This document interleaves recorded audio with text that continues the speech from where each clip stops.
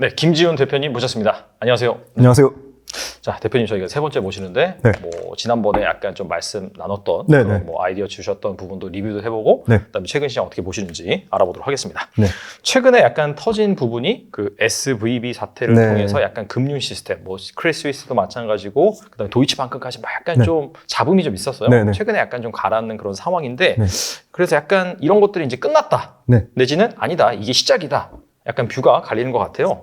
그래서 약간 불안한 요소가 있긴 한데 현재 증시를 어떻게 보시는지 궁금합니다. 네. 일단 그 리스크에 관련돼서는 리스크에 대해서 우리가 대비가 돼 있냐, 대응이 돼 있냐 그 차이인 것 같은데 SVB 같은 경우는 마치 기다렸다는 듯이 저희가 정부에서 바로 그 다음날 이제 예금자 보호하겠다는 그 대책이 나왔잖아요. 미국 정부에서. 그런 거 보면은 이제 리스크에 대한 어느 관리 체계가 돼 있는 것 같고, 그 다음에 두 번째는, 결국은 이 소위 말하는 이런 리스크 부분 때문에 경기가 급격하게 더 침체될 거라는 경기 침체에 대한 우려를 받는데 생각보다는 뭐 유가는 지금 조금 빠졌다 올랐다 하고 있지만 다른 이 소비자 물가 관련된 부분이 크게 뭐 급속도로 둔화되고 있지 않고 있거든요. 그래서 사실은 이 금융 시스템 리스크에 대한 거는 뭐 어떻게 보면 2008년도 리만이랑 비교도 많이 하는데 그 정도까지 가기에는 너무 정부나 국책은행이 오히려 탄탄하다.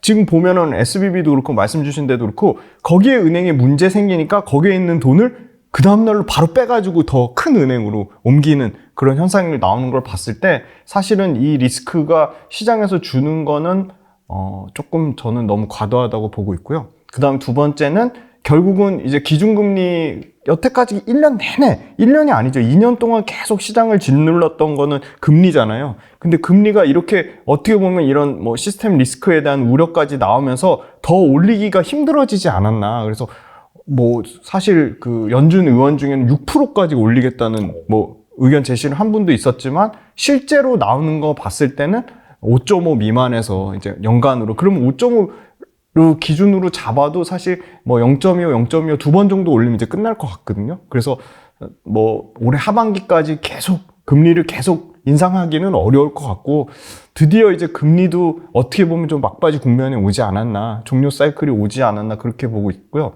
그 다음에 이제 뭐 연준에서 목표치로 하는 거는 인플레가 2% 될 때까지는 뭐 절대 이 뭐 금리를 내리지 않겠다고 했지만 사실은 뭐 인플레 관련돼서 2%는 너무 조금 도달하기 어려운 수준이라고 보는 의견도 굉장히 많거든요. 그래서 3%로 올리자 뭐 그런 의견도 있고 그래서 사실 인플레의 속도가 둔화돼서 기존에 뭐 과거처럼 막 그 6% 위로 막 치솟아가지고 7%, 8%까지 올라갔었잖아요. 그 정도 수준이 되지 않는 한 시장에서는 금리는 이제 더 이상 뭐 인상 사이클의 종료가 될 거라고 보고 있고 그 다음에 두 번째는 채권인데 채권이 오히려 주식보다 더 주도주의 성격을 떼가지고 채권이 굉장히 1년 동안 좋았거든요.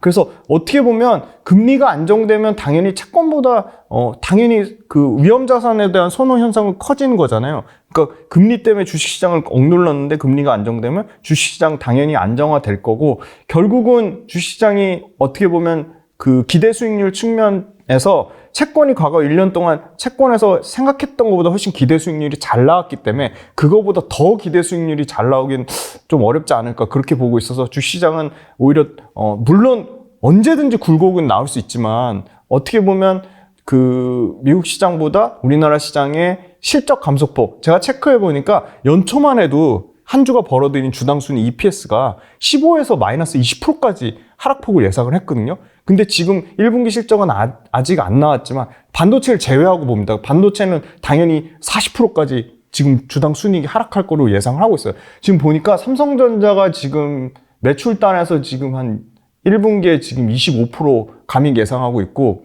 하이닉스 같은 경우도 매출보다 영업이익에서 거의 70% 정도 감익을 예상하고 있거든요. 근데 그거는 우리나라 그 코스피 지수에서 IT가 18%에서 20% 비중을 너무 많이 차지해서 그런 거고 IT를 제외한 나머지 플랫폼, 기계, 뭐 2차 전지 섹터, 화학, 그다음에 뭐 생필품, 소비재 이런 것들은 지금 실제로 지금 연간으로 봤을 때는 이익의 감소폭이 10% 정도로 보고 있어요. 그러니까 연초에 생각했던 15에서 20%가 지금 너무 과도하다고 보는 의견이 더 많거든요. 그래서 이익의 감소폭이 10% 정도만 유지가 된다고 하면 사실은 지수가 크게 빠지더라도 다시 좀 회복이 되지 않을까. 그래서 연간으로 뭐 그 지수 전망하는 건 의미가 없겠지만 저는 만약에 여기서 2,400 지금 중후반인데 15%에서 20% 정도 나오면 그게 추세 하락이 아니라 굉장히 좋은 매수 기회가 되지 않을까 보고 있습니다. 이게 사실 최근에 약간 전반적으로 뭔가 계속해서 사고 싶어하는 네, 심리가 있습니다. 그런 그 반영이 되는 것 같은데 그 이유가 이제 방금 말씀하신 생각보다 이 감소폭이 크지 않고 그런 부분이 좀 반영되어 있는 것 같네요. 네네. 그리고 코스닥 같은 경우는 2차 전지가 다 땡겼거든요. 맞아요. 제가 이거 데이터 갖고 왔는데 너무 재밌어가지고요. 코스닥이 27%가 올랐는데요. 네. 근데 2차 전지 46개 평균 수익률 62%입니다. 어제자 종가 기준 오늘 좀 2차 전지 많이 빠지던데 62%가 나왔고요.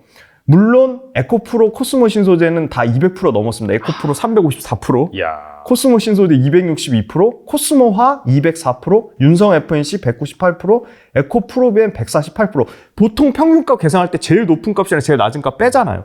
이걸 뺀다고 해도 상위 5개 종목 제외한 평균값이 41%니까 엄청난 거죠. 코스닥을 다 2차 전지가 땡겼는데 뭐 이런 얘기들 하시더라고요. 2차 전지 관련돼서 2차 전지의 비중이 코스닥에서 전체 지수에서 약 13% 정도 차지를 한대. 지금 많이 올라와서 13%가 안 됐는데 왜냐면은 바이오가 많이 차지했는데 바이오도 지금 많이 지수에서 비중이 낮아지고 맞아요. 예.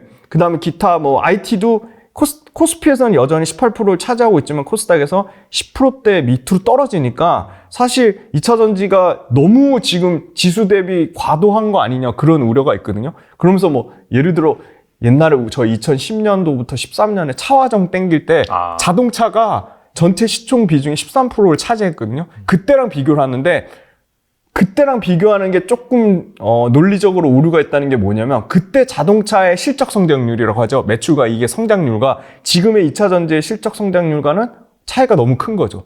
지금의 2차 전지는 계속 제가 평균치를 계산하지만 매출과 이익에서 약 45% 성장이 나오는 건데 그때 자동차가 진짜 좋았을 때 10년에서 13년에 매출과 이익 성장률은 약 25에서 30%거든요. 그러니까 단순히 과거에 주도주가 나왔을 때의 그 전체 시총 대비 차지하는 비중을 실적이랑 더 쪼개서 봐야 됩니다. 그러니까 지금 코스닥에서 2차 전지는 얼마든지 더 비중이 좀 더 확대될 여력이 있지 않나. 물론 단기적으로 계속 조정이 나올 수 있습니다. 그래서 오늘 같은 경우도 엄청나게 지금 2차 전지 관련된 종목들이 뭐 10% 넘게 빠지는 것들도 있는데 그거는 뭐 굉장히 걱정들 많이 하실 텐데 새로 진입할 좋은 안 가지고 계신 분들, 배 아프신 분들한테 새로 진입할 좋은 기회를 좀 주지 않나. 골고루 다 노나 가져라 이렇게 기회를 주신 것 아니냐라고 생각이 들고요. 코스닥 지수에서 점점 저는 2차 전지 비중이 오히려 더 확대됐으면 확대됐지 줄어들진 않을 거라고 봅니다. 그 이유는 말씀 주신 대로 수급이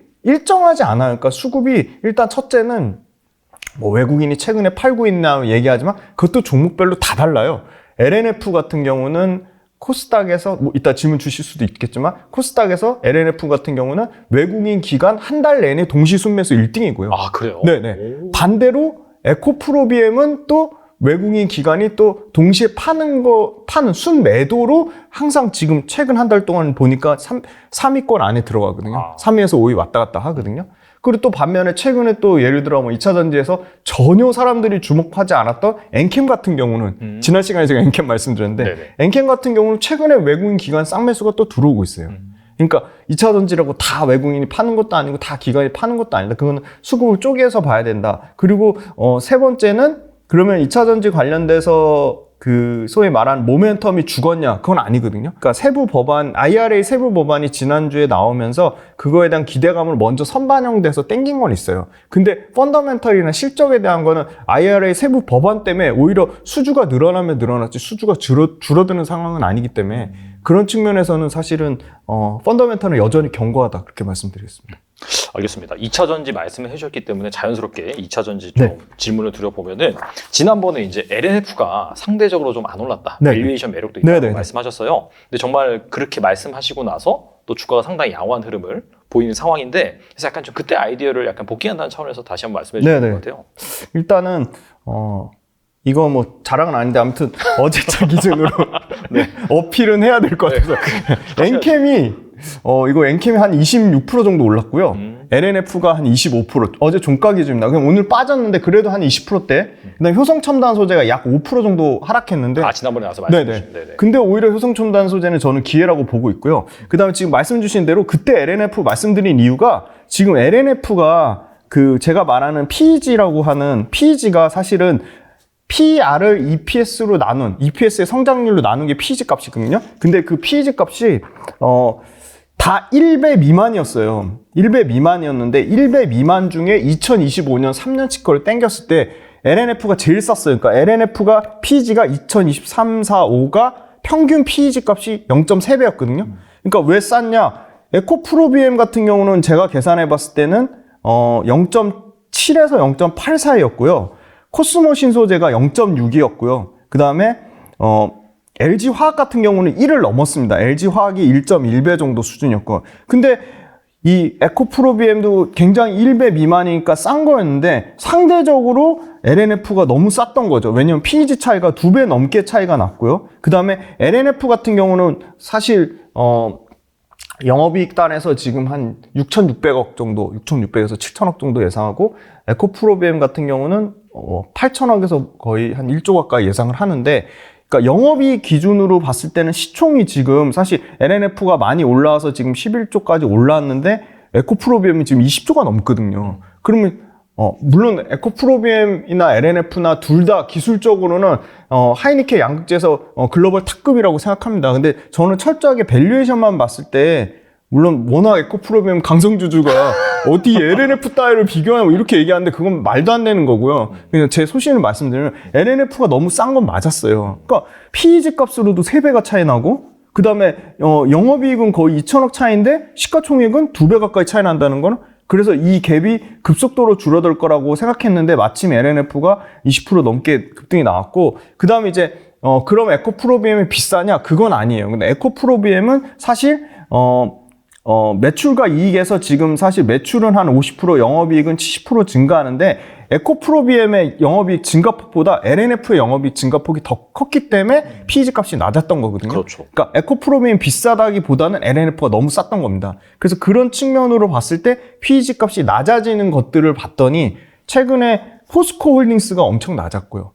포스코 홀딩스도 1배 미만이었어요. 근데 포스코 홀딩스는 조금 말씀드리기가 어려웠던 게 뭐였냐면 영업이익이 막 성장하면서 PEG는 조금 올라가는데 영업이익이 많이 성장해서 PEG 값이 낮아진 게 아니고요.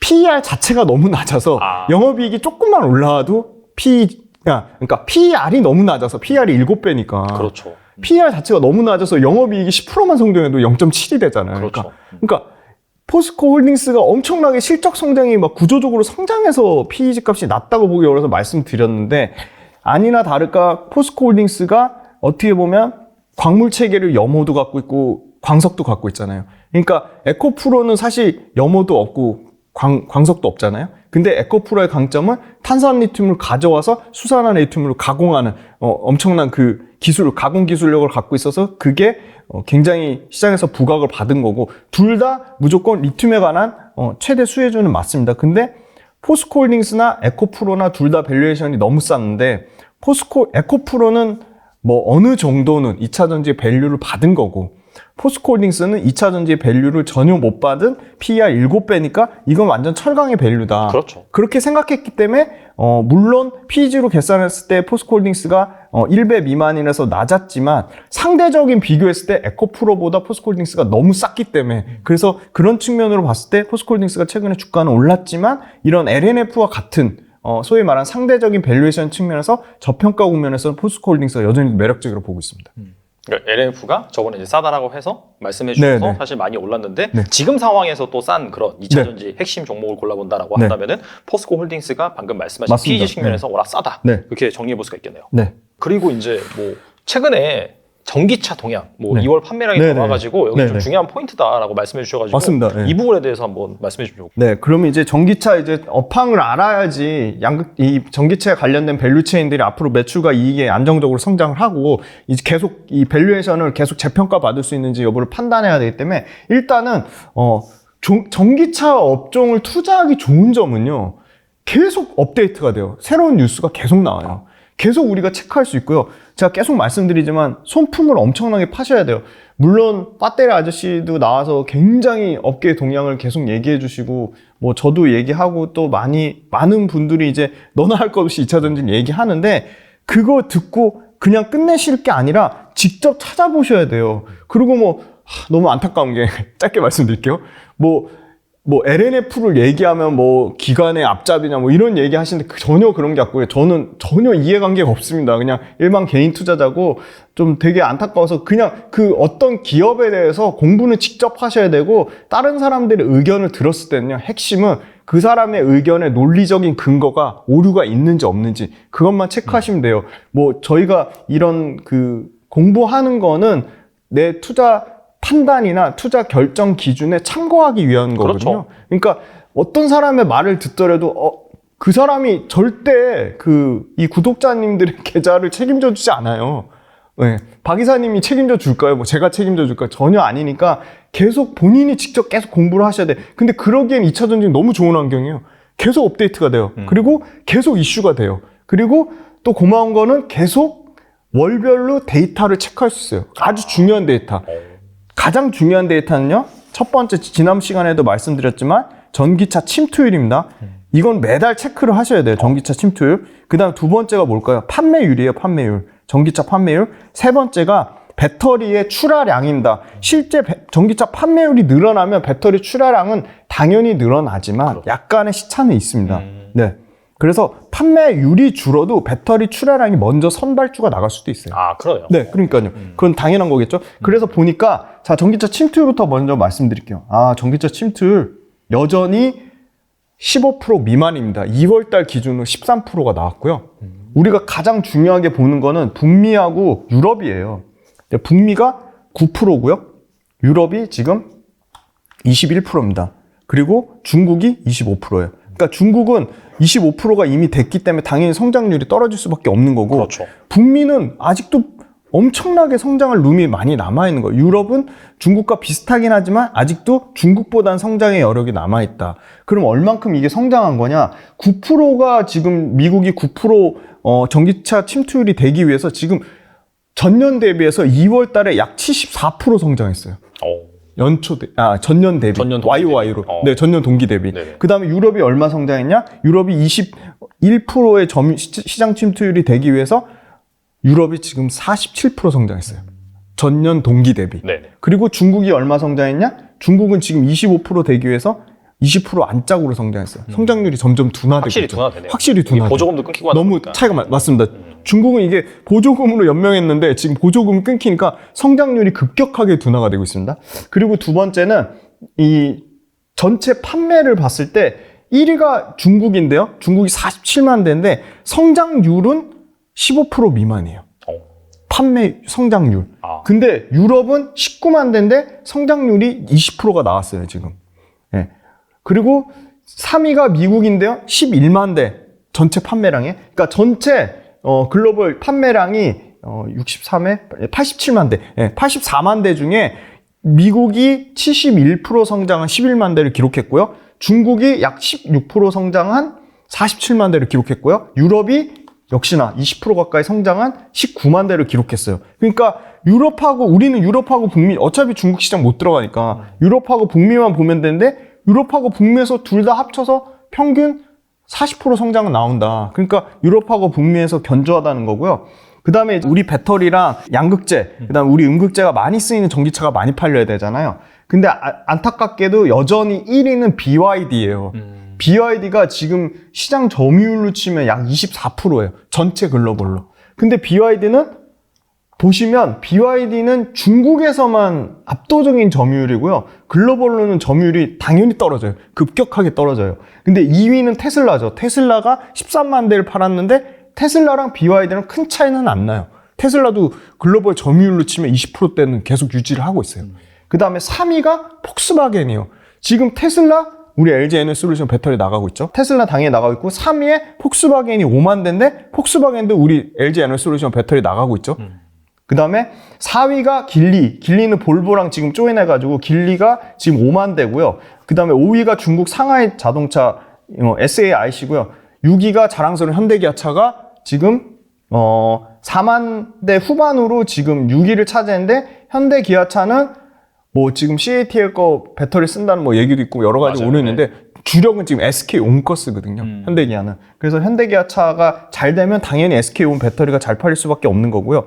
그 다음에 7위가 스텔란티스예요. 현대기아차는 거의 차이 안 나는데 스텔란티스는 지금 삼성 SDI 배터리를 쓰고 있죠. 그러니까 당연히 좋을 수밖에 없는 거고. 그리고 이제 메이커 기준으로 보면 압도적으로 테슬라 모델 Y가 테슬라 모델 Y에 들어가는 거는 당연히 지금 파나소닉하고 CATL, LG 엔솔 3개를 나눠서 쓰는데요. 지금 그 테슬라 모델 Y에 들어가는 그 양극재, 앞으로 이제 추가적으로 양극재 관련돼서 당연히 LNF가 당연히 이제 수혜를 받을 가능성이 매우 높아지고 있고요. 이미 납품을 하고 3조 8천억 계약을 나온 것 봤을 때 테슬라 쪽으로 추가 수주의 가능성 굉장히 무궁무진하다. 그래서 LNF는 계속 좋은 투자 관점을 유지하시면 좋을 것 같고 2위가 모델 기준으로 송DM이라고 BYD 거예요. 2위, 3위 다 BYD 거예요. 그래서 BYD 같은 경우는 이 송DM 같은 경우는 580만 원이니까 엄청 초미니 차 있잖아요.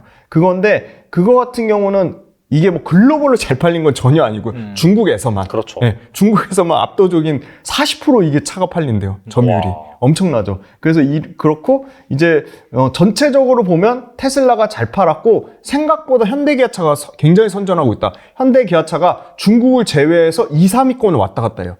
네. 그 다음에 건이 유지하고 있는 게 지금 현대기아를 제외하고는 치고받고 하는 게 폭스바겐, 그 다음에 스텔란티스, 폭스바겐 스텔란티스, BMW가 유럽하고 북미에서 5, 6, 7, 8위권을 계속 왔다 갔다 하고 있어요. 테슬라, 현대, 기아, 그 다음에 스텔란티스, 그리고 아까 말씀드린 폭스바겐, 그리고 BMW 요렇게가 아주 잘하고 있다. 그리고 북미에서는 뭐 압도적으로 포드예요. 포드가 지금 현대기아한테 2등 자리를 뺏어가지고 포드가 점유율이 계속 올라와가지고 미국이 지금 테슬라가 약 20% 점유율을 차지한다면 포드가 7.8%에서 9. 몇 %까지 올랐어요. 두 자릿수 육박하려고 하고 있어요. 포드가 7.8, 현대기아가 7.6이었는데 그 격차가 좀 벌어지긴 했어요. 근데 포드 어디 배터리 납품하죠? 포드에 납품하는 배터리? 포드가 갑자기 헷갈리네. 그 SK온 맞습니다. 네, SK. 정확합니다. 네네. 포드가 SK온 배터리 쓰거든요. 그래서 SK온 배터리가 뭐 수율이 안 나오네 마네 그런데 헝가리에서 이미 85% 넘게 수율이 올라왔고요. 헝가리 공장, 미국 공장 지금 그게 배터리 뭐 화재 뭐 이렇게 이슈가 있었잖아요. 근데 그게 바로 3월 달에 이미 정상화가 돼가지고요. 지금 가동률이 70%까지 올라왔어요. 그러니까 그 얘기는 뭐냐? 이미 SK온도 LG 에너지 솔루션처럼 2, 3년에 배터리 수율을 잡기 위한 레퍼런스 쌓고 있는 과정 중에 있다. 그래서 SK온에 대해서는 너무 부정적으로 볼 필요는 없을 것 같고 SK온도 정말 빠르면 내년 정도 되면 LG 에너지 솔루션급의 생산 수율 정상화가 되지 않을까 그렇게 보고 있거든요. 그래서 SK온이 지금 주력으로 하는 포드향 픽업트럭 F150의 생산 정상화되면서 가동률도 75%까지 빠르게 잘 올라오고 있다. 근데 판매량으로 봤을 때 포드가 지금 2월 달에 미국에서 엄청나게 잘 팔고 있기 때문에 SK온은 좋을 수밖에 없는 상황이다. 그리고 SK온의 밑에 밸류체인들 있잖아요. SKI 테크놀로지, SKC 그런 회사들도 당연히 수혜를 받을 수밖에 없는 거고요. 그렇게 보고 있고 그 다음 이제 출하량으로 봤을 때는요. 2월달 배터리 출하량이 42기가와트시에요. 근데 중국이 70%고 유럽이 31%고 미국이 77% 성장했는데 중국은 당연히 자국에서 70% 성장한 거고요. 중국은 이제 그럼 글로벌로 몇 프로 성장했느냐? 글로벌로 성장한 건 20%가 안 돼요, 사실. 20%가 안 되고 그 다음에 유럽은 31%. 유럽이 20% 미만으로 예측을 했는데 31% 성장했어요. 그 이유는 뭐냐면 BMW, 스텔란티스 그 다음에 폭스바겐. 네, 폭스바겐이 골고루 다 잘 팔린 거예요. 골고루 시장 점유율을 지들끼리 치고받고 하면서 점유율을 조금씩 올린 거예요. 네. 그래서 그 BMW, 폭스바겐, 스텔란티스가 올라오는 동안 테슬라는 약간 주춤한 거예요. 유럽의 차들이 자기네들 로컬 차들이 올라오면서 테슬라는 점유율이 좀 빠진 거고 그 다음에 이제 그 중국 70% 성장하고 유럽 30% 성장하고 미국 70%, 77% 성장하는 동안 업체별로 보면 LG 엔솔이 50% 성장했고요. 배터리 출하량 관점. 출하량 기준으로. 네, 맞습니다. 네. 그러니까 이거는 전년 대비 50% 성장했고 삼성 SDI가 굉장히 눈부셔요. 삼성 SDI가 엄청 저평가되어 있는데 지금 4.6GWh, LG 엔솔이랑 거의 차이 없어요. LG 엔솔이 5.3GWh고요. 삼성 SDI가 4.6GWh로 87% 성장했어요. 전년 대비. 그 다음 SK온이 굉장히 부진했는데요. SK온은 6.5% 성장해서 2.5GWh. 그래서 이 중국을 제외한 출하량이 합은 압도적으로 LG랑 삼성, SK온 다 합치면 13GWh가 약 넘죠. 네, 13GWh를 초과하는 수준으로 중국을 제외한 글로벌 유럽하고 북미에서는 여전히 CATL하고 BYD 합산의 3배 정도 차이가 난다. 지금 CATL은 굉장히 잘했어요. CATL은 4.6GWh로 삼성 SDI랑 동일한 수준이에요. 아, 비중국. 비중국으로 했을 때. 네, 4.6GWh까지 올라왔어요. 근데 문제는 사실 중국 전체 1등인 BYD는 지금 여기 명함도 못 내면 그러니까 1GWh도 안 되는 수준인 거예요. 그래서 CATL 혼자 지금 혼자 어떻게 보면 독불장군식으로 지금 버티고 있는데 CATL이 계속 성장하기는 어려울 거라 보고 있어요. 지금 잘 아시겠지만 테슬라도 지금 CATL, BYD를 지금 버리려고 하고 있거든요, 사실. 그래서 그런 측면으로 봤을 때, CATL이 여기서 더 늘어나기는 좀 힘들 거라고 보고 있고요. 북미에서 LG 엔솔, 그러면 유럽을 제외한 북미만 봤을 때, 아까 북미가 77% 성장 나오니까, 북미에서 LG 엔솔이 167% 성장했어요. 1.2GWh. 엄청나죠? 그리고 SDI가 287% 성장했어요. 0.7GWh. 근데 저는 이 SDI를 좀 눈여겨봐야 되는 게, GM하고 이게 반영이 전혀 안 된 거예요. 아시죠? GM하고 5조 계약 맺은 거. 네네. 그거 반영되면 연평균 150% 정도 성장을 예상하고 있어요. 2025년까지 SDI가. 이게 지금 이 0.7GWh에 대한 데이터는 GM 물량이 전혀 반영이 안 돼 있는 거다. 그다음 SK온 같은 경우도 유럽에선 부진했지만 북미에서는 45% 성장했거든요. 0.6GWh. 근데 SK온은 2월 달에 3월 달에 F150 포드 그거 픽업 트럭 그 생산 수율이 안 나와가지고 좀 고생했잖아요. 뭐 화재 이슈도 있었고 그때 가동률이 조금 떨어져가지고 출하량이 좀 떨어졌던 거예요. 근데 정상화됐죠. 그럼 4, 5월 달에는 어떻게 나올 거냐? 이거보다 훨씬 잘 나올 거라고 보고 있어요. 예상치는 최소한 65% 이상은 출하량이 증가할 거라고 보고 있고요. CATL 같은 경우도 굉장히 성장이 좋았죠. 1.1GWh인데 85% 성장한 건데 그럼 CATL이 과거에 85% 미만으로 성장하다가 85%가 올라온 거냐? 그건 아니에요. CATL이 사실 1월달 데이터나 그 전 12월달 데이터를 보면 100% 넘게 성장했어요. 근데 성장률이 둔화됐죠. 85% 성장도 엄청난 건데 성장률이 둔화된 거고 LG 엔솔이나 SDI는 100% 미만이었다가 LG 엔솔 167%, 삼성 SDI 267%, 287% 성장했으니까 삼성 SDI나 LG 에너지솔루션은 글로벌로는 전체 침투율에서 CATL보다 뒤진 건 사실이지만 북미하고 유럽을 쪼개서 보면 여전히 견조하다. 네. 배터리 출하량, 그 다음에 전기차 이 삼성 SDI, LG 엔솔, SK온의 주 고객사인 글로벌 전기차 업체들의 판매량, 출하량 모두 견조하다. 네. 그 다음에 시장 침투율 아직도 성장할 룸이 남아있다. 그렇게 세 가지로 좀 요약 정리해드릴 수 있을 것 같아요. 네, 어디에서 볼 수 없는 이런 디테일한 데이터 기반의 네, 데이터 기반입니다. 네, 말씀해 주셔서 감사드리고 말씀을 들어보니까 사실 그 SK 관련 밸류 체인이 사실 상당히 저평가되고 있잖아요. 맞습니다. 그만큼은 사실 퍼포먼스를 보여주지 못했고 하지만 이렇게 생산 수율이 정상화되고 그다음에 포드 F150 사실 미국은 픽업 트럭이 가장 많이 팔리고 그다음에 픽업 트럭에 들어가는 배터리 용량 자체도 워낙 크다 보니까 맞습니다. 그쪽이 본격적으로 반영이 된다면은 SK 쪽도 실적이 드라마틱하게 좋아질 것 같은데 그거 안 물려서 최근에 SK 이노베이션이 대규모 주주 친화 정책을 발표를 했잖아요. 그래서 약간 이번 일을 계기로 전반적으로 약간 재평가가 일어날 수 있을 거라고 보시는지 궁금하거든요. 그러니까 이 시장에 대한 거는 SK온에 대한 원래 밸류 주는 거는 사실은 13조에서 15조까지 밸류를 주거든요. 근데 SK온이 매출에서 차지하는 비중 자체는 자 77조 올해 매출 예상하는데 석유화학이 58%고요. 화학이 14%고요. 윤활유가 5%예요. 근데 석유화학에서 모두 지금은 실적이 안 좋아요. 그러니까 윤활유도 안 좋고 석유도 안 좋고 화학도 안 좋아요. 그러니까 당연히 매출이 감소하는 거죠. 왜냐면 77조라는 건 전년 대비 최소한 5% 이상 매출이 감소하는 건데 그러면 SK온이 실제로 매출단에서 얼마나 반영되냐 기타 사업부로 연결이 되거든요. 그럼 기타 사업부에 약 지금 지분 구조로 하면 SK온 100%면 이익에서는 5,300억 적자니까 아직 이익이 애드되는 게 아니라 오히려 마이너스 역할을 하는 거죠. 그리고 두 번째는 SK온이 매출은 볼게요.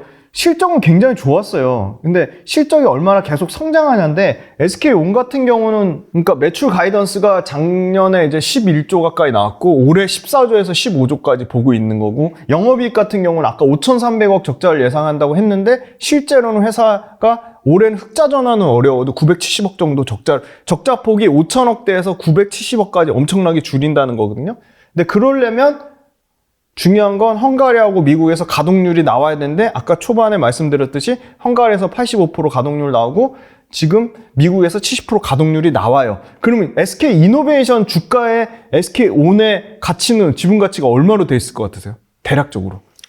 근데 애매하네요. 이게 네. 적자니까. 진짜요? 적자잖아요. 네. 그래도 반영은 한 것 같은데. 반영을 하긴 했죠. 네. 반영을 했는데 2조 정도예요.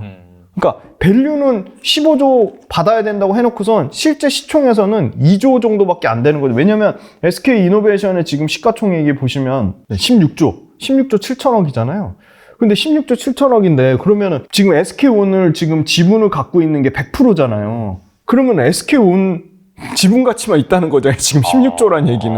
그러니까 지금 16조에 녹여 있는 거는 2조 미만으로 보는 거예요, 지금. 왜냐면 제가 한번 다 쪼개볼게요. 자, SK가 갖고 있는 사업부, SK온을 제외한 걸 말씀드릴게요. 자, SK 자원개발, 석유 개발하고 생산하고 탄소 포집 저장하는 거 100% 갖고 있는 게, 요게 지금 지분율이 100%인데, 요게 지금 SK 자원개발, 석유개발 생산하는 게 5조에서 7조로 보고 있고요. 그 다음에 두 번째, SK 자회사로 갖고 있는 분리막 있잖아요. 그거를 분리막을 요거 재밌어요. 계산해 보신 거. 분리막 SK 분리막 아이테크놀로지 분리막을 61% 지분 갖고 있는데 지금 SK 분리막 아이테크놀로지 시총이 5조니까 그거를 61%면 약 3조 정도 되죠. 거기다 지주사 할인 50% 밸류에이션 줘도 2조가 되거든요. 1조 5천억인데 50%는 너무 과도하고 한 40% 할인율 주면 2조 정도 되거든요. 그럼 벌써 SK 아이테크놀로지 2조. 그 다음에 SK가 갖고 있는 이 소위 말하는 자원 개발, 석유 개발이 한 5조. 그럼 벌써 7조죠. 거기다가 또 자회사로 갖고 있는 SK 종합화학하고 SK 에너지 이것도 일부 지분 매각 한다고 하는데 이것만 같이만 해도 10조가 넘거든요. 정유 쪽 사업부. 그 다음에 화학의 지분 가치가 아까 말씀드린 한 1.5조에서 2조. 그러면 10조에다가 1.5조에다가 5조에다가 2조. 그럼 다 더하면 벌써 SK온의 지분 가치는 전혀 반영이 안 돼 있는 거예요. 약 17조 이상 나오거든요. 그러니까 SK 이노베이션이 갖고 있는 지분 가치만 지금 17조가 넘는데 이 17조 안에는 지금 시총 16조 7천억이랑 비교해 봤을 때 SK온은 들어갈 자리가 아예 없는 거죠. 지분 가치로만 봤을 때. 그래서 너무 저평가되어 있는 건 맞는 것 같고 그러면 시장에서는 SK온을 본격적으로 예상하는 15조의 가치를 반영하려면 두 가지가 따라와야 되는데 가동률이고 그다음에 두 번째는 SK온을 투자하려면 계속적으로 캐펙스 투자가 들어가야 되니까 SK온이 과연 자금 여력이 있냐인데 SK 이노베이션 측면에서 10조 투자 밝힌 거에 75%를 배터리 투자에 쓰겠다. 그 얘기는 7조 5천억 이상을 SK온한테 투자하겠다고 했거든요. 그래서 자금 여력도 사실 그렇게 엄청나게 리스크 요인은 아니에요. 그럼 두 번째가 SK온이 결국 빨리 흑자 전환해야 되는데 아까 올해 970억 적자 전환 하지만 5천억대에서 970억까지 적자폭이 줄어든다는 거는 내년쯤이면 에비타로든 당기순이익으로든 영업이익으로든 흑자 전환이 예상이 돼요. 그러면 본격적으로 SK온이 흑자 전환되면 이거를 에비타로든 영업이익이든 당기순이익으로든 시총에 반영을 해야죠. 지금 현재 시총에는 SK온이 들어갈 자리가 지금 없는데 그러면 SK이노베이션 본업이 그럼 엉망이냐? 그건 또 아니에요. 왜냐면 SK이노베이션 정유는 지난번에도 말씀드렸지만 지금 유가가 그래도 다시 바닥권에서 올라와서 WTI 기준으로 어제 81불까지 올라왔어요. 맞아요. 그들만의 그거잖아요. 철저하게 공급을 그러니까 중국 수요가 폭발적으로 늘어나는 건 기대를 안 한다 쳐도 중국 리오프닝 빼자 이거예요. 중국 리오프닝 빼고 철저하게 공급 측면만 봤을 때 오펙이 연간 200만 배럴 감산하는데 100만 배럴 추가적으로 더 감산하겠다는 거잖아요. 예상 못했는데. 그러면 공급이 급속도로 타이트한 상태고 그 다음에 북미하고 유럽에서는 사실 노후화된 설비 폐쇄하는 게 많고요. 그 다음에 3월 달부터 5월 달은 가동률을 급격하게 줄이는 일종의 정기보수 점검 시즌이거든요. B 시즌이거든요.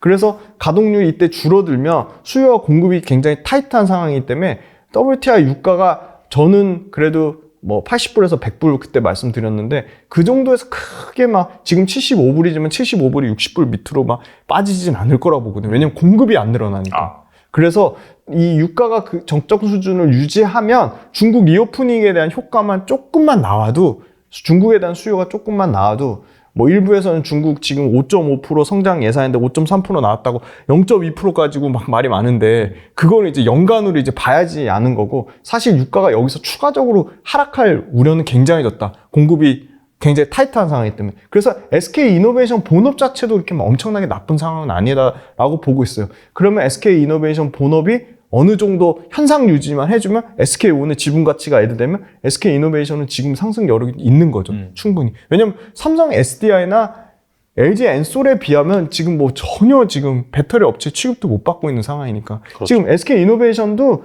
그냥 딱 석유화의 밸류에이션만 받고 있어요, 사실. 알겠습니다. 확실히 좀 시간이 필요하긴 하지만 재평가 받을 여지가 있다. 충분히 있다고 봅니다. 방금 말씀하신 그 가동률이 올라오는 부분 이런 것들을 좀 잘 체크를 하시면 좋을 것 같아요. 그다음에 에코프로가 이거 약간 좀 해프닝인지 아닌지 모르겠는데 코스피 이전 상장설이 좀 돌았어요. 그래서 뭐 관련 기사도 좀 나오고 했는데 그래서 이거 이전하면 과연 수혜일까? 이런 거에 대한 관심이 좀 있는 것 같은데 대표님께서는 좀 어떻게 생각하시는지 궁금하거든요. 네, 코스피 이전하면 수급 자체가 그 소위 말하는 인덱스 수급이 들어오니까 코스피 지수 당연히 수급 효과가 분명히 있긴 있을 거라고 봐요. 그러면 에코프로 자체요. 사실 본업이 더 중요한데요. 에코프로 본업은 지금 그 수산화 리튬 캐파를 2배 이상 증설하는 게 본격적으로 이제 매출이 발생할 거거든요. 지금 가장 2차 전지 밸류체인 수급이 포스코 다음으로 잘 돼 있는 게 에코프로예요. 그래서 에코프로가 단기적으로 뭐 많이 올라오긴 했지만 어찌됐건 간에 2차 전지 재료단에서 수직 계열화 잘 된 부분이 분명히 그게 계속 부각을 받을 거라고 보고 있고요. 그럼 수산화 리튬이 지금 2.6만 톤까지 생산하겠다고 했으니까 포스코 다음이거든요. 그러니까 수산화 리튬의 가치가 지금 현재 주가에 반영되어 있냐? 어느 정도 저는 반영되어 있다고 보는데 100% 반영은 아니라고 보거든요. 그 다음에 두 번째는 리튬의 가격인데요. 지금 리튬이 3월 달에 지금 킬로그램당 49불이거든요. 그러니까 그 7불 정도 수준에서 7.2배 올랐는데 여기서 그럼 더 막 폭락해서 49불이 막 23불 갈 거냐? 그러기에는 리튬도 생각보다 공급하는 게 엄청나게 늘어나지는 않고 있어서 지금 탄산리튬 가격 빠지는 것 때문에 얘기하시는데 탄산리튬 가격 빠지는 거는 중국에서 저가형 LFP 배터리 폭증이 나와서 LFP 배터리용으로 탄산리튬이 엄청나게 나가기 때문에 지금 그 탄산리튬 가격이 빠지는 거고 그렇죠. 탄산리튬을 한 번 더 가공해서 수산의 리튬으로 써야 됩니다. 그러면 탄산리튬을 한 번 더 가공할 수 있는 업체도 IRA 제재를 받고 CRMA 제재를 받기 때문에 이 가공할 수 있는 탄산리튬을 가공해서 수산의 리튬을 만드는 업체도 에코프로 같은 회사로 굉장히 제한적이고 에코프로 이노베이션 정확히는 에코프로의 자회사 에코프로 이노베이션 같은 회사로 엄청 제한적이고 그 다음에 이 수산의 리튬의 공급도 엄청나게 폭발적으로 늘어나긴 좀 어려울 것 같아요, 사실. 그래서 이 49불에서 50불 기준으로 위아래로 뭐 10%에서 최대 미니멈 15% 언더지 하향 안정화는 될 거라고 보고 있어요. 근데 공급이 엄청나게 늘어나지 않으니까 수산화 리튬이 현재 가격 수준만 유지한다면 굉장히 에코프로는 이 수산화 리튬 관련돼서 매출도 늘어나고 마진 자체도 엄청나게 좋아질 거라고 보고 있고요.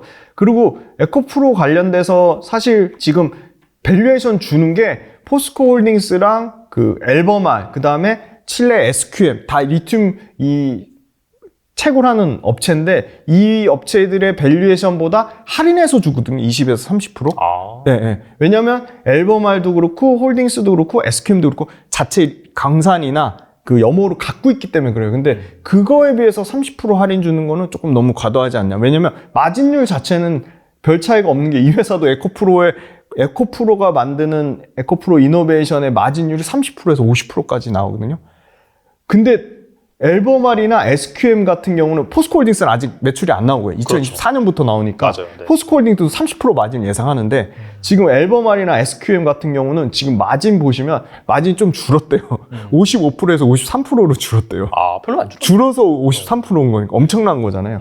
그래서 이 정도 급은 50%까지는 아니더라도 에코프로 자체도 마진율이 엄청나게 좋기 때문에 그거는 너무 과도하다고 보고 있고요. 그 다음 에코프로 자체도 지주사 형태잖아요. 그럼 자회사의 지분 가치를 다 따져보면 너무 재밌는 게 에코프로 BM의 지분 가치가 21조인데 지금 지분율 46% 들고 있거든요. 그거에 지주사 할인 엄청 보수적으로 뭐 30% 이상 줘도 에코프로 BM 지분 가치면 7조가 넘고요. 그 다음에 에코프로 이노베이션, 요거는 보통 기업 가치를 현금 창출 능력으로 나눠서 멀티플을 계산하면 보통 뭐 아까 말한 광산이나 염호를 미확보했기 때문에 50% 할인을 줘도 수산화 리튬 지금 2023년에 2.6만 톤 생산하겠다는 거잖아요. 그럼 에비타로 치면 연간 뭐 감가상각, 세금, 법인세 차감, 뭐 영업이익, 뭐 이 법인세 감가상각비 차감 전 영업이익이 4천억 정도 나오거든요, 지금. 그러면 그거에 아까 말씀드린 그런 주요 광물업체 평균 멀티플 6배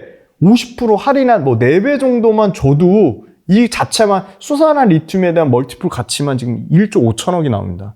그리고 아까 말씀드린 에코프로 BM 지분 가치만 7조가 되고 그럼 벌써 7조에다가 리튬 가치 1.5조면 8.5조죠. 거기다가 이 상장된 지금 소위 말하는 이 전구체 업체가 없기 때문에 이런 그 에코프로 이노베이션 말고 에코프로 자회사가 있잖아요. 에코프로 CNG도 있고요.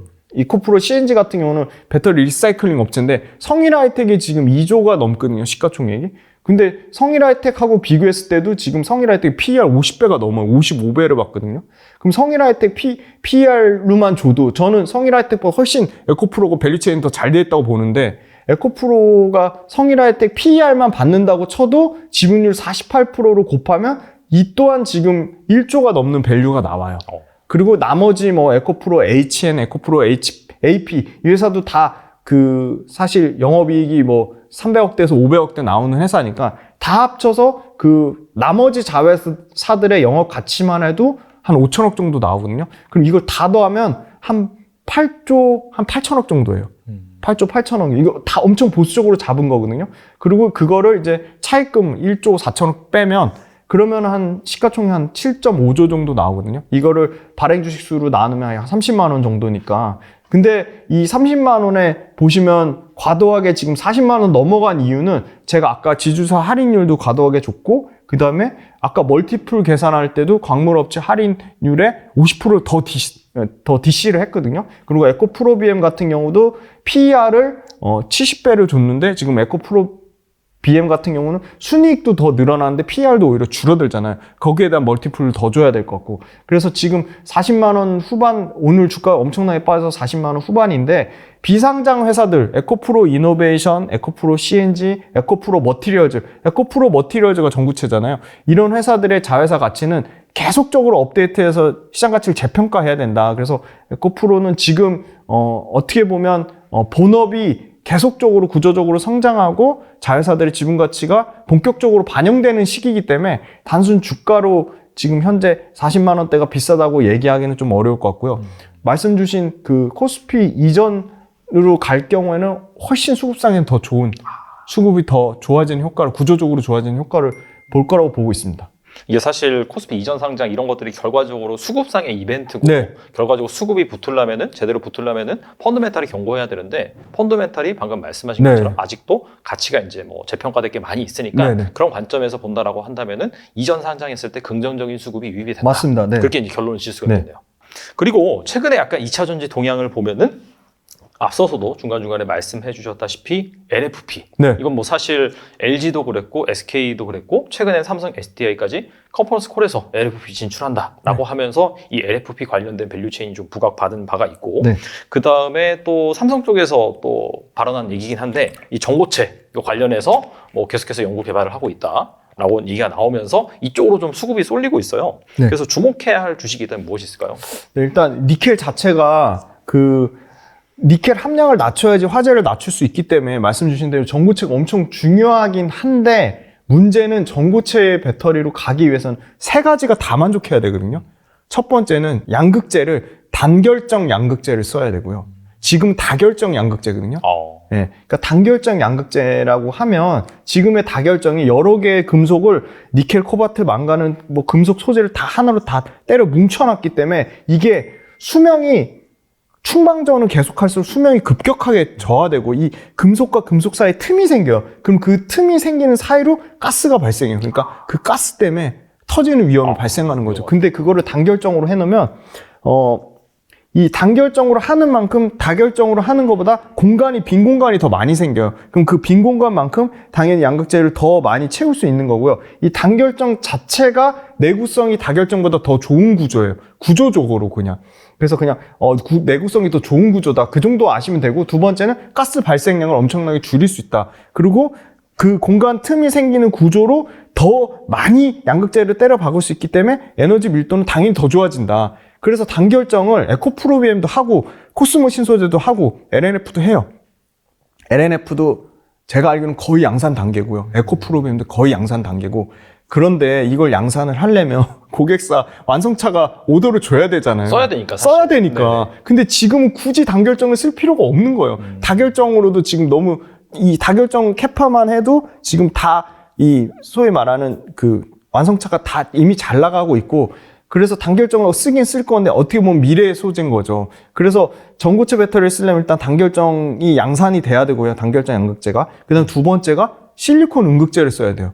실리콘 음극재 똑같아요. 충방전 할 때 부피가 팽창해가지고 터지는 위험이 있잖아요. 그래서 실리콘 음극재를 쓰는 이유는 이 전고체 배터리를 쓰기 위해서 어찌됐건 간에 계속 니켈을 줄여야 되니까, 니켈이 화재 위험이 크니까, 니켈이 원소가 구조적으로 불안정하니까, 그럼 니켈을 줄이면서 에너지 밀도는 높이고 싶으니까 기존의 흑연을 실리콘 음극재로 대체해서 실리콘 흑연 음극재가 기존의 흑연보다 4배에서 6배, 7배까지 에너지 밀도가 좋아지니까 실리콘 음극재는 앞으로 엄청 많이 쓰일 것 같아요. 그래서 저는 계속 음극재 관련된 대주전자 재료, 그 다음에 나노신소재, 이런 한솔케미칼 당연히 좋게 보는 이유가 양극재로 올릴 수 있는 에너지 밀도는 한계가 있기 때문에 실리콘 음극재를 써야 되고, 그럼 실리콘 음극재 관련돼서 실리콘 음극재가 전고체 배터리한테도 꼭 필요해요. 그래서 실리콘 음극재가 양산이 돼야 되는데 실리콘 음극재는 지금 양산이 되고 있어요. 드디어 한솔케미칼도 올해부터 지금 상반기에 750톤, 대주전자 재료에 비하면 뭐 규모 자체가 게임이 안 되지만 한솔 그룹에서 지금 밀어주잖아요. 그러니까 당연히 커질 수밖에 없는 거고. 그 다음에 어제 보니까 SK 머티리얼즈가 똑같이 이 실리콘 음극재를 양산하겠다고 지금 밝혔거든요. 맞아요. 네, SK 머티리얼즈가 뛰어들었어요. 그러니까 시장 자체가 커지고 있어요, 지금. 그래서 실리콘 음극재는 굉장히 중요할 것 같고, 그 다음에 전고체 배터리가 되기 위해서 실리콘 음극재, 단결정 양극재 외에 또 필요한 게 고체 전해질. 근데 고체 전해질 지금 할 수 있는 데가 이수화학, 코스모화학, 에코프로비엠, 포스코홀딩스 정도거든요. 근데 이것도 다 이수화학을 제외한 코스모화학, 에코프로비엠, 포스코홀딩스 원래 하던 업체잖아요. 원래 다 리딩 업체잖아요. 밸류체인. 새로운 밸류체인이 아니에요. 이수화학을 제외한 코스모화학, 에코프로비엠, 포스코홀딩스. 근데 그 밸류체인으로 봤을 때 어디가 가장 안정적일까요? 당연히 코스모화학, 이수화학보다는 에코프로비엠하고 포스코홀딩스가 안정적이겠죠. 그러니까 기존에 하던 업체가 전고체 배터리라고 해서 새로운 업체가 수혜를 받는다고 하면 뭐 코스모화학, 이수화학 정도지, 에코프로비엠, LNF, 대주전자재료, 나노신소재, 포스코홀딩스, 기존 하던 업체들이 더 강력한 그들만의 리그를 형성을 하는 거죠. 근데 이 세 개가 동시에 다 만족해야 되잖아요. 동시에 다 양산이 돼야 되잖아요. 실리콘 음극재 지금 양산돼 있어요. 단결정 양극재 양산 안 돼 있죠. 그렇죠. 전고체 배터리 양산 안 돼 있죠. 이게 2024년에 양산이 될까요? 전 그건 좀 어려울 거라고 보고 있고요. 저도 엔지니어잖아요. 네. 양산이랑 실제 연구 개발한 거랑 고객사의 품질 테스트 끝나서 업체가 이제 가져가는, 쫙 뿌려지는 거에 최소한의 갭이 존재하거든요. 그게 못해도 1년 6개월이에요. 이건 엄청나게 고난이도의 정밀 화학 제품이잖아요. 나갔어요. 불량 터져요. 수율 안 나와요. 그럼 그거 다시 다 재료, 원자재 다 수급 다시 해가지고 다시 품질 테스트 거쳐서 다시 테스트하고 거기서 통과돼서 또 다시 하는 그 과정을 계속 반복해야 되는데 품질 테스트만 뭐 20-30번 할걸요 아마. 그렇겠네요. 그럼 사실. 그게 상용화가 된다고 한들 얼마나 단기간에 될까요? 그리고 LFP 배터리 관련돼서도 LFP 배터리가 싼 거 맞죠? 근데 일단은 LFP 배터리가 제가 계속 팩트 체크하는 거는 LFP 배터리가 과연 엄청난 게 고난이도의 기술력일까? 그건 절대 아닌 것 같고요. 그건 엔지니어로 확인해봐도 알 수 있고, 그다음 LFP의 아주 구조적인 단점이 이 극심한 온도 변화에 엄청 취약한 거죠. 아, 그래요? 예, 예. 그래서 LFP 배터리가 뭐 셀투팩 해가지고 뭐 에너지 밀도가 좋아졌네 만에 하지만 그럼에도 불구하고 3원계랑 200kW 이상의 그 주행거리, 그 에너지 밀도 차이가 있는 거고, 현재로서도 예를 들어 뭐 하이니켈 양극재 최대 600에서 700 간다 그러면 엄청 좋아졌다고 해서 LFP가 500 못 넘거든요. 300, 400대거든요. 200 넘게 차이 나잖아요. 근데 그거조차도 그러면 200 넘게 차이 나는 거 300, 400이라도 유지가 돼야 되잖아요. 그 유지가 안 되는 게 우리나라나 유럽처럼 온도 변화가 극심해가지고 갑자기 엄청 추워져요. 그러면 급속도로 에너지 밀도가 떨어져요. 그러니까 막말로 가다가 차가 충전이 덜 돼가지고 쓰는 거죠. 그런 경우도 있고요. 그 다음에 온도가 내려가면 그 에너지 구조, LFP 배터리 뭐 철 때문에 안전하다고 하는데 에너지 구조가 극심하게 떨어져서 에너지 밀도가 떨어지니까 충방전이 안 되고 그리고 주행거리가 급격하게 줄어드는 거죠. 그래서 LFP 배터리는 현재로서는 남쪽 따뜻한 나라, 동남아나 네, 일부 나라에서 작은 차종, 뭐 홍강미니 같은 차종에 적용되는 거지, 그거를 아무리 LFP 배터리가 싸다면 저희가 차 결정할 때 이거 최저가라고 해서 차를 최저가로 사나요? 아니죠. 그건 전혀 아니잖아요. 성능이 중요하잖아요. 그렇죠. 근데 성능에서 월등히 떨어지고, 그 다음에 중요한 거 우리나라나 유럽이나 북미의 기후변화에 LFP 배터리가 맞냐? 그거는 굉장히 기술적으로 해결해야 될 부분이 많다. 그래서 LFP 배터리가 성장하기엔 매우 여러 가지 기술적인 과제를 회복해야 되고, 그것도 시간이 너무 오래 걸릴 것 같아요. 그럼 중국이 꽉 잡고 있는데 중국이 다 그 시장을 먹을 거냐? LG 에너지솔루션하고 SK온의 기술력이 얼마나 좋냐면 BYD나 CATL이 못하고 있는 지금 극저온의 환경에서도 LFP 배터리가 꺼지지 않고 충방전이 유지되고 수명이 유지되는 배터리를 개발하겠다고 그 2024 인터 배터리에서 밝혔고, 그게 시제품도 그 시연을 하고 했잖아요. 그만큼 그런 측면에서는 BYD하고 CATL이 얼마나 이 점유율을 유지할까? 그거는 좀 사실 퀘스천 마크고 계속 체크해봐야 되고, 전고체 배터리 상용화 되려면 시간이 너무 오래 걸린다.